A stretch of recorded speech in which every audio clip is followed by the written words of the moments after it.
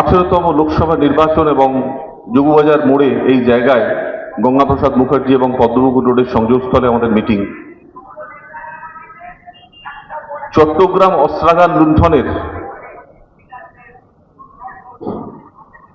নেতা পরে বামপন্থী গণেশ ঘোষকে কংগ্রেসের পক্ষ থেকে প্রার্থী প্রিয়রঞ্জন দাসবংশী পরাজিত করেছিলেন এই জায়গায় দক্ষিণ কলকাতা লোকসভা কেন্দ্রে সাল 71। আর সেই সময়টা আমার মনে পড়ে, আমরা তখন অনেক অনেক ছোট, স্কুলের সঙ্গে আমরা সবাই স্কুলে পড়ি। তা এই জায়গায় প্রিয়রঞ্জন দাসবংশী বক্তৃতা করছেন বামপন্থীদের বিরুদ্ধে। এরপরে ইতিহাস আরো অনেকে অনেকে অনেকে অনেকে অনেক নেতা এই জায়গায় এই মঞ্চে এসে দাঁড়িয়ে বক্তৃতা করে গেছেন।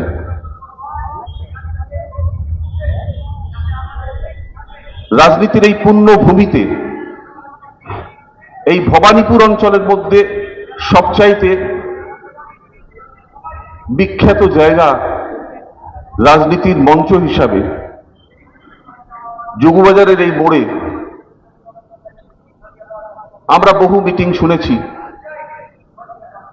আর সারা বাংলা যার আন্দোলনে আন্দোলিত হয়ে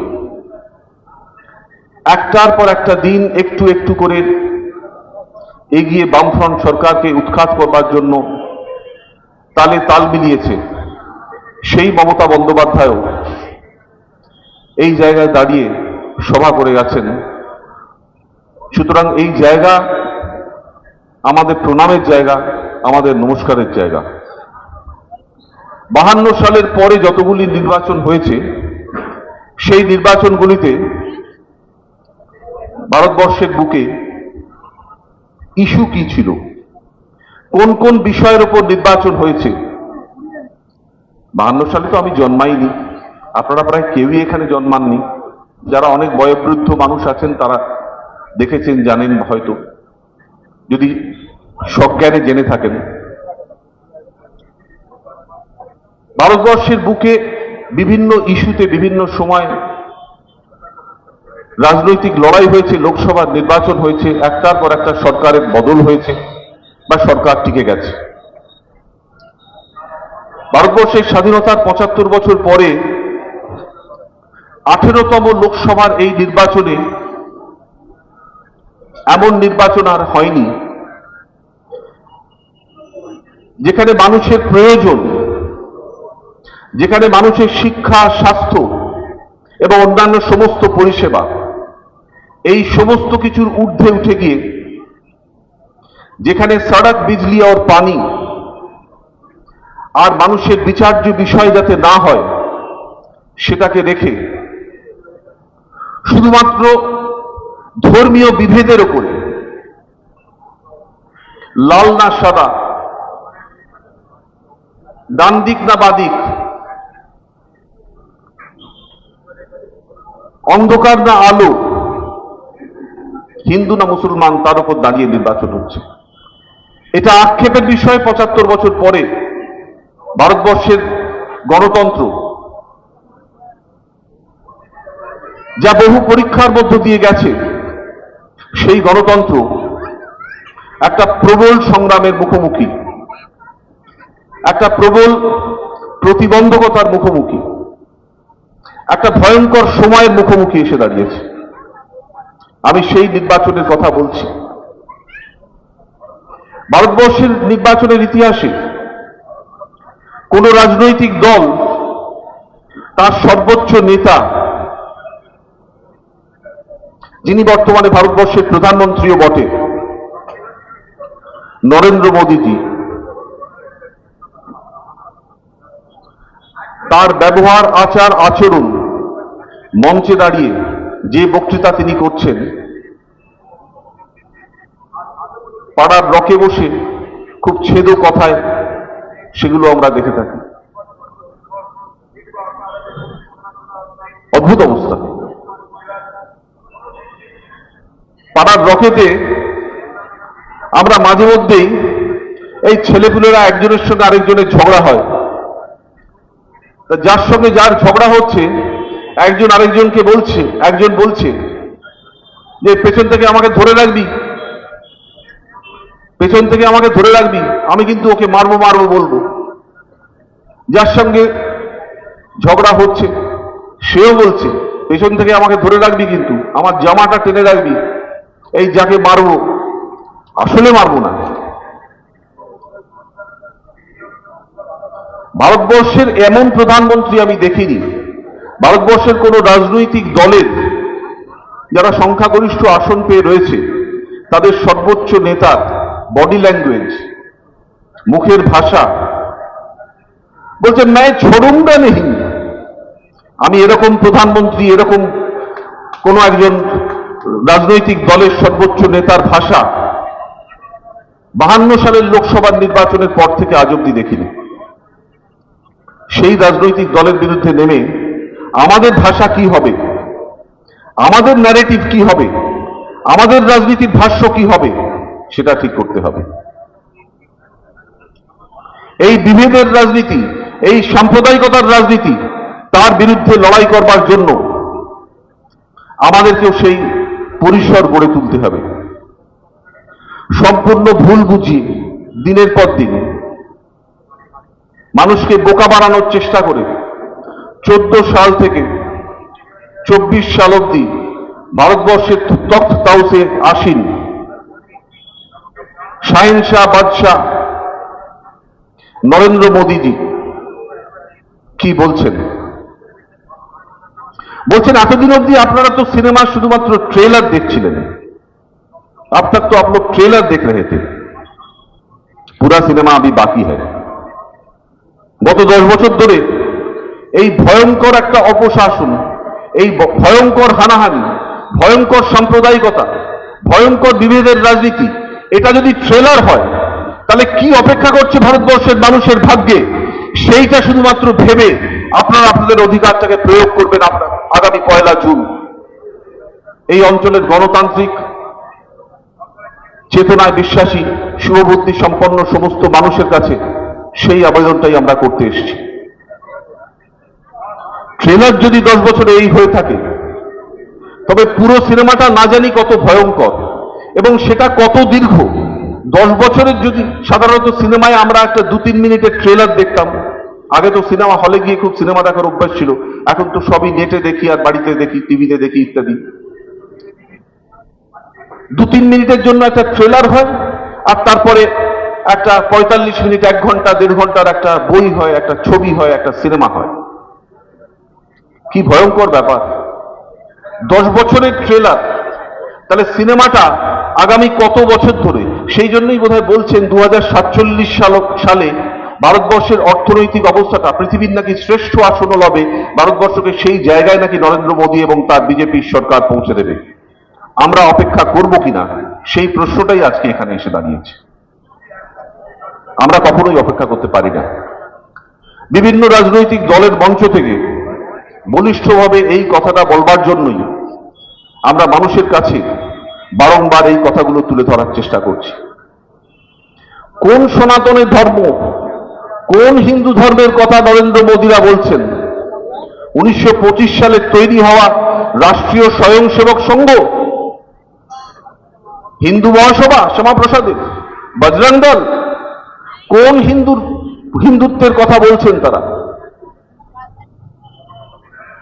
ভারতবর্ষের 250 বছরের ব্রিটিশ শাসনের মধ্যে যে লড়াই ভারতবর্ষের মুক্তির জন্য, স্বাধীনতার জন্য, ভারতবর্ষের সমস্ত মানুষকে সাথে নিয়ে বিভিন্ন শহীদের আত্মবলিদানের মধ্য দিয়ে যে লড়াই লড়া হয়েছিল, রাষ্ট্রীয় স্বয়ংসেবক সংঘ কোথায় ছিল?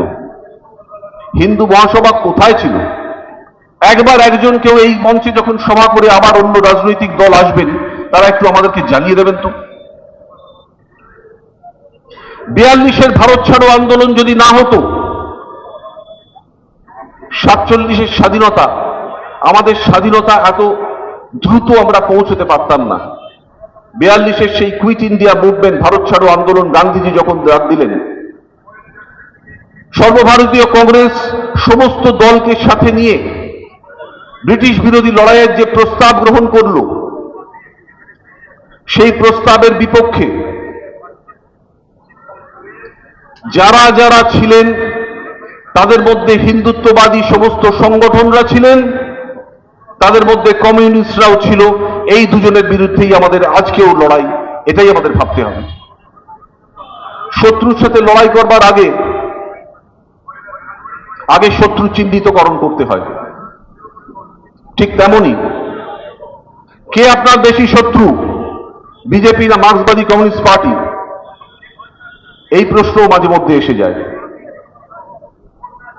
ভারতবর্ষের মানুষের স্বাধীনতার জন্য যে লড়াই, সেই জায়গায় যাদের কোনো স্থান নেই, কেন ভারতবর্ষের মানুষ স্বাধীনতা উত্তরকালে, স্বাধীনতা পরবর্তী সময়, স্বাধীনতার পরে তাদেরকে মেনে নেবে, এই প্রশ্নটা বারংবার আসবে। আজকে আমরা মুক্ত কণ্ঠে বিভিন্ন জায়গায় যা প্রচার করি, যা বলি, যা লিখি, যা আমরা ধারণ করি, আমরা যে চলাফেরা করি, আমাদের যে লিবার্টি, আমাদের যে স্বাধীনতা, এই সমস্ত কিছু ভারতবর্ষের সেই স্বাধীনতার অত্যন্ত কষ্ট করে অর্জিত সেই স্বাধীনতা, সেই পুরো সংগ্রামের সময় যারা ছিলেন না, ভারতবর্ষের মানুষও নিশ্চয়ই একদিন বুঝবেন, তাদেরকে সাথ দেবেন না। এই কথাটা বারংবার বলার প্রয়োজন আছে।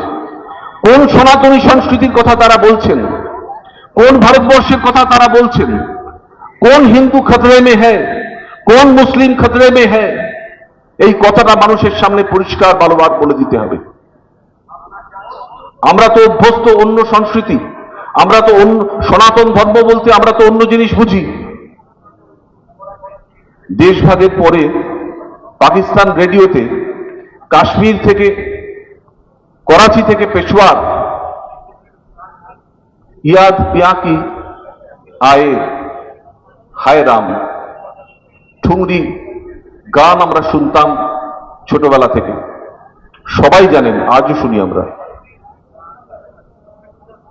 পাকিস্তান রেডিওর ডিরেক্টর, অধিকর্তা এসে গায়ককে বললেন যে আপনি ওই শেষ দুটি শব্দ হায় রামটা যদি বাদ দিয়ে বলেন উস্তাদজি। মুসলমান সেই গায়ক, তিনি বললেন যে আমি ওই হায় রাম বিসর্জন দিতে পারবো না, কিন্তু আমি তোমাদেরকে বিসর্জন দিতে পারবো। এবং তিনি সেখান থেকে চলে এলেন ভারতবর্ষে। ভারতবর্ষে তিনি জওহরলাল নেহরুর হয়ে নাগরিকত্ব গ্রহণ করলেন এবং এইখানে তিনি অমর হয়ে থাকলেন। এই কলকাতার বুকে তার শেষ জীবন অবধি কাটিয়ে গেলেন।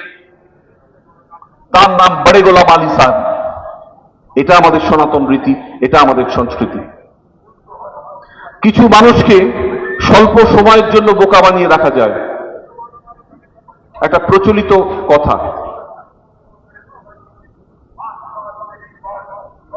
কিছু দিনের জন্য অনেক সংখ্যক মানুষকেও বোকা বানিয়ে রাখা যায়, কিন্তু সব সময়ের জন্য সব মানুষকে বোকা বানিয়ে রাখা যায় না। নরেন্দ্র মোদী এবং বিজেপিরা যেটা চেষ্টা করছেন, যে সব সময়ের জন্য সমস্ত মানুষকে যদি বোকা বানিয়ে রাখা যায়, অদ্ভুত ব্যাপার। সমস্ত মনীষী এবং বরেণ্য মহাপুরুষ যারা রয়েছেন ভারতবর্ষের বুকে, বাংলার বুকে যারা ছিলেন, যাদেরকে মেকার অফ মডার্ন ইন্ডিয়া, আধুনিক ভারতের সবচাইতে বড় রূপকার হিসেবে দেখা হয়, সংস্কৃতির ক্ষেত্রে, সাহিত্যের ক্ষেত্রে, ধর্মের ক্ষেত্রে, সেই সমস্ত মনীষী এবং তাদের ছবি টাঙিয়ে সম্পূর্ণভাবে অপব্যাখ্যা করে যাচ্ছেন। দিনের পর দিন, একদিন দুদিন নয়, বারবার। একটা ভয়ঙ্কর অবস্থার মধ্য দিয়ে আমরা চলছি।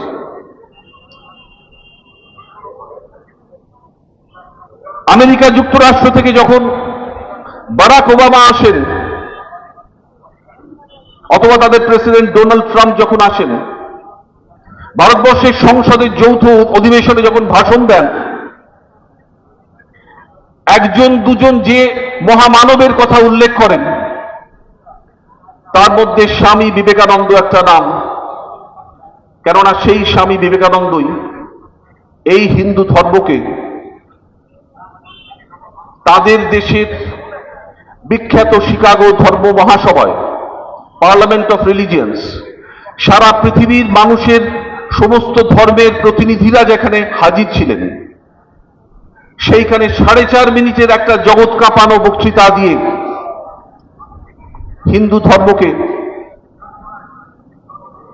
পুনঃস্থাপিত করেছিলেন, আরো একবার মনে করিয়ে দিয়েছিলেন বিশ্বের দরবারে। বলেছিলেন যে সমস্ত ধর্মের মতামত সেগুলো সহ্য করাই হিন্দু ধর্মের মূল নীতি। তিনি বলেছিলেন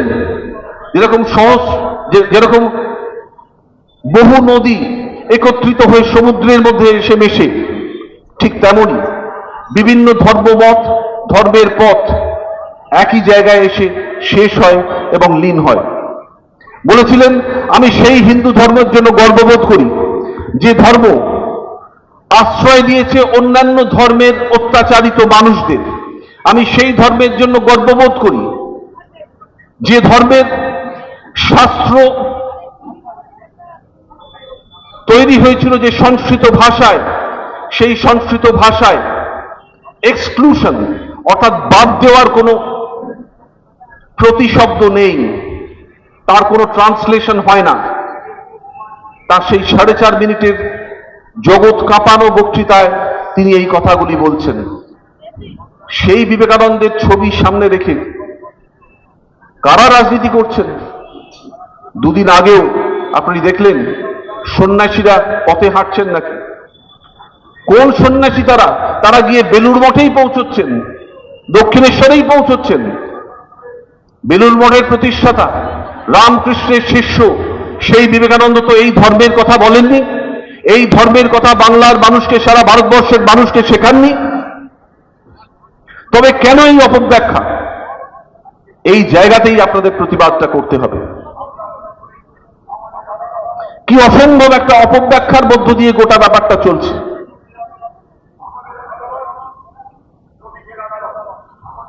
কবিপক্ষ, কবিগুরুর কথা না বললেই চলে না। ধর্মের বেশে মোহ যারে এসে ধরে, অন্ধ সেজন মারে আর শুধু মরে।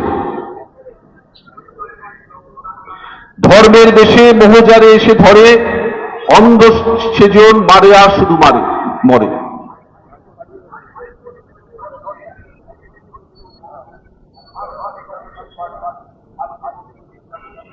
ধর্মকারার প্রাচীরে বজ্র হানো, ধর্মকারার প্রাচীরে বজ্র হানো, এ অবাগা দেশে জ্ঞানের আলোক জালো।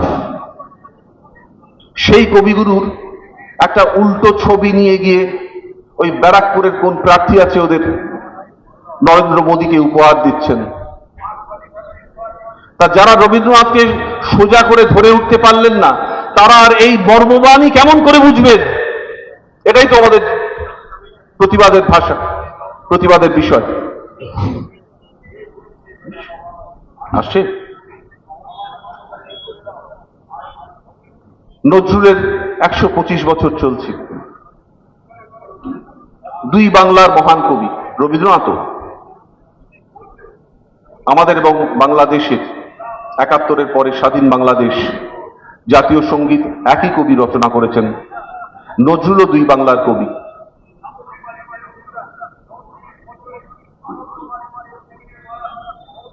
ধর্ম মাতালের আড্ডা ভাঙো মন্দিরে আর মসজিদে, কে বলছেন? যতগুলি শ্যামা সঙ্গীত সে তো আমরা গাই শ্যামা মায়ের আরাধনা করার সময়। কাজী নজরুল ইসলাম লিখেছেন, কজন হিন্দু সেই ততোধিক রচনা করেছেন? একটু দেখান তো। এটাই ভারতবর্ষের সনাতনী ধর্ম। মেদিনীপুরে পেডি ডগলাস বার্জ 3 জন ডিএম ডিস্ট্রিক্ট ম্যাজিস্ট্রেট পরপর খুন হয়ে গেলেন। 42-এর আন্দোলনে মেদিনীপুরের বুকে 75 বছরের একজন বৃদ্ধা মহিলা শহীদ হলেন। তার মর্মর মূর্তি এই ময়দানে দেখতে পাবেন, মাতঙ্গিনী হাজরা। 42-এর ভারত ছাড়ো আন্দোলনে ট্রেন লাইন উপড়ে টেলিগ্রাফের তার ছিঁড়ে ফেলে তাম্রলিপ্ত সরকার, স্বাধীন সরকার ব্রিটিশদের বিরুদ্ধে ঘোষণা করে দিয়েছিল সতীশ সামন্ত, সুশীল ধারা, অজয় মুখার্জিরা। সেই মেদিনীপুরের বুকে তমলুকে একজন প্রার্থী, সদ্য প্রাক্তন বিচারপতি, নাম করার প্রয়োজন নেই বোধহয়,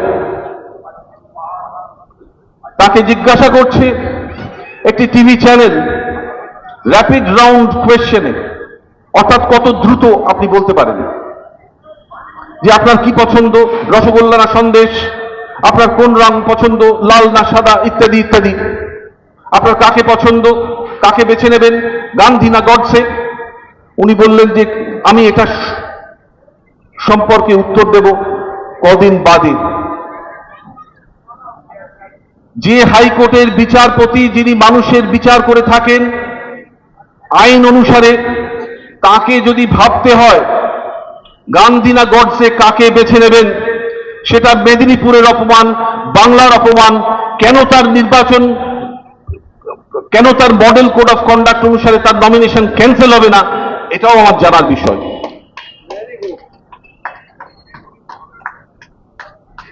48-এর 30শে জানুয়ারি যিনি শহীদ হলেন, তিনি জাতির জনক। শেষ মুহূর্তে বলছেন, হে রাম, হে রাম, হে রাম। আততায়ী ধরা পড়ল, সেইখানেই তার ফাঁসি হলো। বাকিটা ইতিহাস আপনারা জানেন। উগ্র হিন্দুত্ববাদী একজন আততায়ী নাথুরাম গডসে হত্যা করল ভারতবর্ষের জাতির জনককে। ভারতবর্ষের সেই সময়কার প্রধানমন্ত্রী নেহরুজিকে, তাকে অল ইন্ডিয়া রেডিও আকাশবাণীর দপ্তর থেকে বলল যে প্রধানমন্ত্রীজি, আপনাকে তো একটা ভাষণ দিতে হবে। তিনি বললেন যে আমি শোকে পাথর হয়ে গেছি, এখন তো আমি ভাষণ প্রস্তুত করতে পারবো না। সারা দেশে জাতির উদ্দেশ্যে যে ভাষণ আমাকে দিতে হবে সে তো আমার পক্ষে সম্ভব নয়।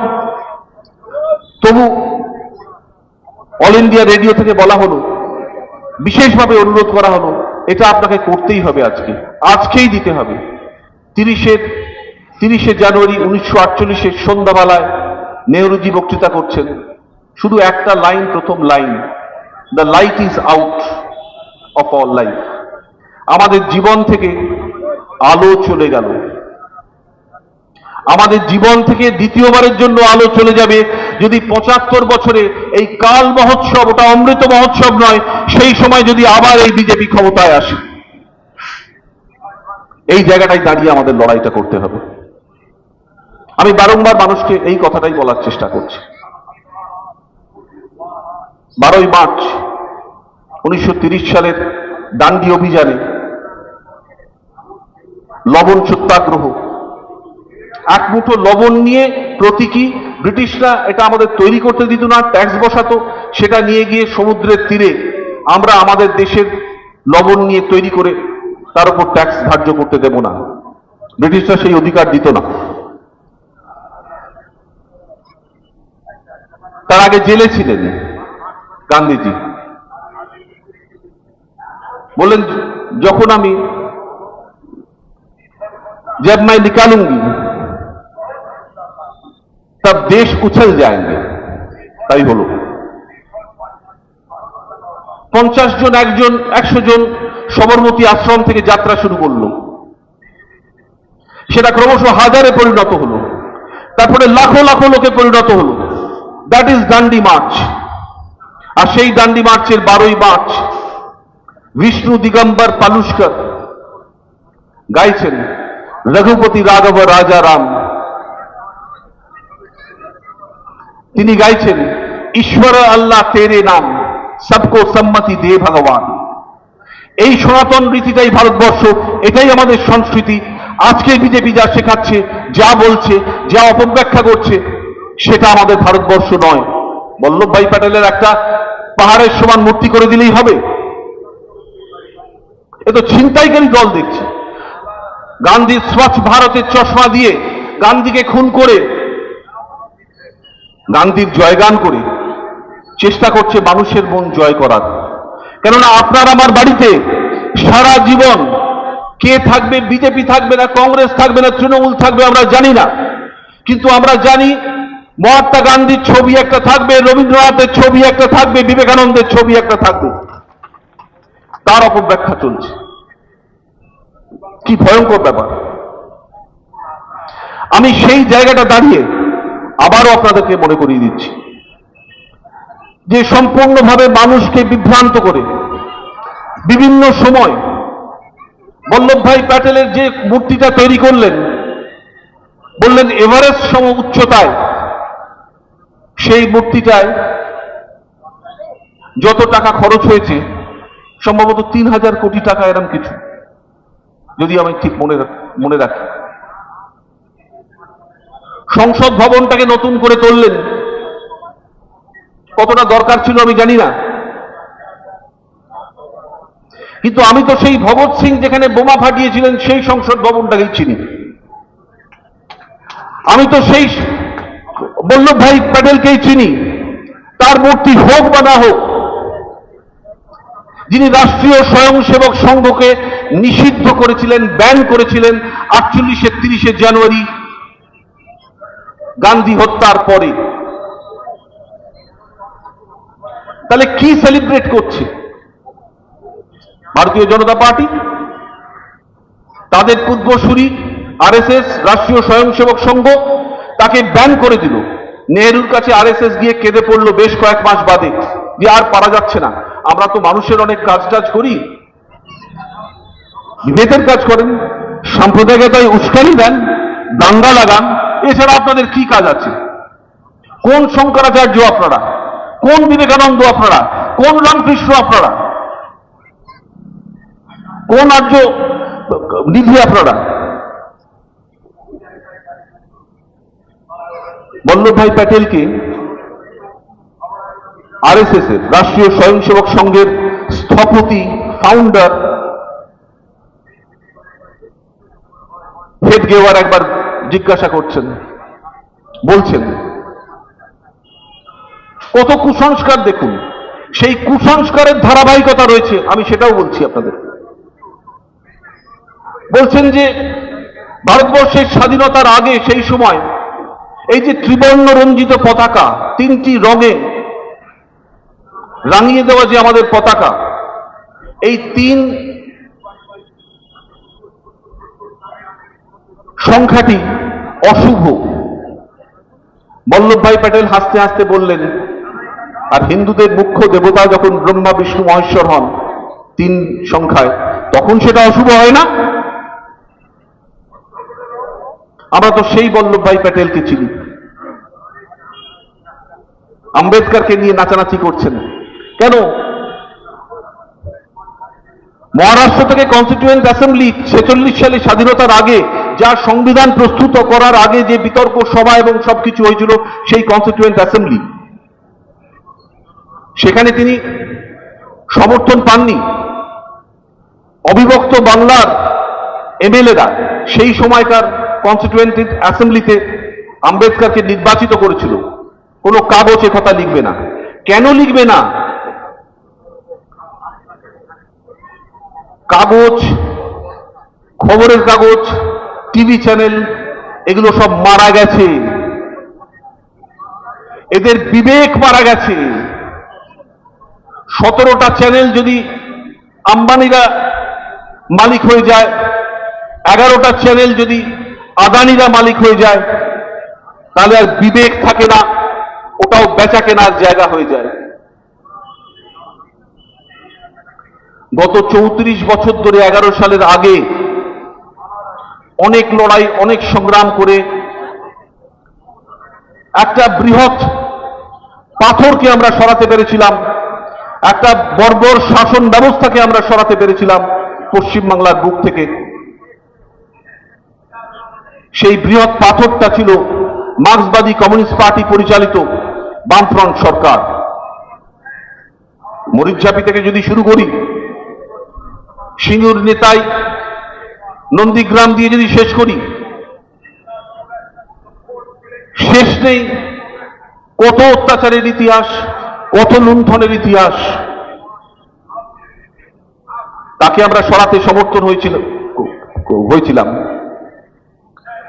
এবং সেই আন্দোলনে অবিভক্ত কংগ্রেস যেরকম ছিল, তিল তিল করে এগিয়ে এগিয়ে, বক্তৃতা এর আগে বক্তৃতা করছিলেন যখন মনে করিয়েছেন, কোনো একটা জায়গায় যখন দেখা গেল স্বার্থের সংঘাত হচ্ছে, কোনো একটা জায়গায় যখন দেখা গেল লড়াইটা স্তিমিত হয়ে আসছে, ম্লান হয়ে আসছে, যথেষ্ট লড়াই হচ্ছে না, যখন দেখা গেল আপোষপন্থী হয়ে যাচ্ছে লড়াইয়ের সৈনিকরা, সেই সময় একটা ঐতিহাসিক মুহূর্তে তৃণমূল কংগ্রেসের জন্ম, এবং সেই তৃণমূল কংগ্রেসই বাংলার মানুষের আরেকবারের জন্য স্বাধীনতাটা এনে দিতে সমর্থ হয়েছিল 20শে মে 2011 সালে। আমরা তাকে স্যালুট করব না? মমতা বন্দ্যোপাধ্যায়ের নেতৃত্বে এই ভবানীপুরেই ইতিহাসের পাতায় আকবর বাদশার জন্য যদি একটা চ্যাপ্টার থাকে, জানি না, এরা তো সব উড়িয়ে দিচ্ছে নিউ এডুকেশন পলিসি, এবং ইতিহাসগুলো পাল্টে দিচ্ছে। পরের প্রজন্মের কাছে সবচেয়ে ভয়ঙ্কর জিনিস যেটা হবে সেটা হলো যে ইতিহাস পাল্টানোর ইতিহাস, এবং ইতিহাস পাল্টানোর এই ইতিহাসটাকে যদি আমরা এখনই রুদ্ধ করতে না পারি, এখনই বন্ধ করতে না পারি, ভয়ঙ্কর সময় আসছে। জেনে রাখবেন, ইতিহাসের বইতে যেরকম একটা পরিচ্ছদ আমরা দিয়ে থাকি, সেই আকবর বাদশাহ, একটা পাতা যদি আমরা বিধানচন্দ্র রায়ের জন্য দিয়ে থাকি বাংলার ক্ষেত্রে, আপনি জানবেন একটা পাতা মমতা ব্যানার্জির জন্য উৎসর্গীকৃত হবে। হয়তো 50 বছর বাদে যখন আমি আপনি বেঁচে থাকবো না, তখন ইতিহাসের বইতে আবার সেটা খুঁজে পাওয়া যাবে। সিঙ্গুর থেকে নন্দীগ্রামের ত্যাগ, তিতিক্ষা এবং আন্দোলন, 93 21শে জুলাই ভারতবর্ষের মানুষের গণতান্ত্রিক অধিকার প্রয়োগের জন্য সচিত্র ভোট পরিচয়পত্র, তার প্রতিষ্ঠার দাবিতে যে শহীদদের আত্মত্যাগ, তার যে আন্দোলন, এবং সর্বোপরি বাংলার বুকে কল্যাণকামী রাষ্ট্র যদি নাও সারা ভারতবর্ষে হয়ে থাকে, বাংলার বুকে কল্যাণকামী রাষ্ট্রের সূচনায় ওয়েলফেয়ার স্টেট কনসেপ্টে মানুষের জন্য, সাধারণ মানুষের জন্য, পিছিয়ে পড়া মানুষের জন্য, গরিব মানুষের জন্য যতগুলি প্রকল্প, 62টি প্রকল্প এবং ব্যবস্থা হয়েছে, সবই থাকবে। ঠিক আছে, ঠিক আছে। হ্যাঁ, ইতিমধ্যে আমাদের মধ্যে লোকসভার আমাদের এই অঞ্চলের প্রার্থী তিনিও এসে গেছেন, মালা দিয়ে এসে গেছেন, শ্রীমতী মালা রায়। আমরা সবাই মিলে তাকে অভিবাদন জানাবো, এবং তিনি অনেকগুলো মিটিং করতে করতে আসছেন, সুতরাং তিনি আসা মাত্র একটুও না আটকে আমরা তাকেই দিয়ে দেব।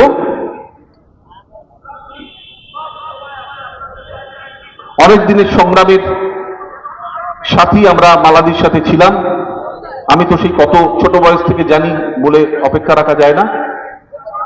একদিনে যেরকম কিছু হয় না, হঠাৎ করে গজিয়ে ওঠা নেতা যেরকম হয় না, মালাদিও আমাদের সকলের কাছে ঠিক সেরকমই।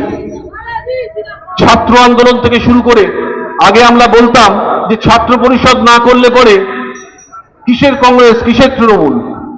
তা ছাত্র পরিষদের রাজনীতি তিনি করেছেন, নেত্রী ছিলেন।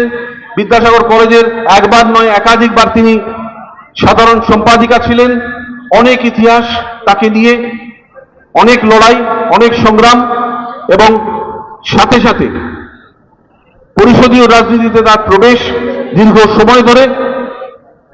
তিনি কাউন্সিলর ছিলেন, বর্তমানে তিনি কলকাতা পুরসভার চেয়ারপারসনও, অধ্যক্ষা, এবং তার এই দীর্ঘ সময়ের সংগ্রামী জীবনের শুধুমাত্র আরেকটা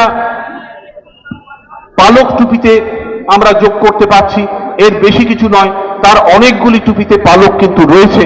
আমরা সেই মালাদিকেই পেয়েছি আমাদের মধ্যে দ্বিতীয়বারের জন্য, যিনি মনোনয়নপত্র দাখিল করেছেন, প্রার্থী হয়েছেন, এবং যিনি আগামী দিনে কোনো সংশয় ছাড়াই আমরা বলতে পারি যে এমন কোনো শক্তি নেই যে দক্ষিণ কলিকাতা লোকসভা নির্বাচনে তাকে পরাস্ত করতে পারে। আমি সেই মালাদিকে অনুরোধ করব। হ্যাঁ, আচ্ছা আচ্ছা আচ্ছা আচ্ছা আচ্ছা, ওটা ওই পারে একটা হচ্ছে। আচ্ছা, আমি সৌরভকে একটু আসতে বলবো। সৌরভ কোথায়? হ্যাঁ, সৌরভ এসো। আচ্ছা, হ্যাঁ।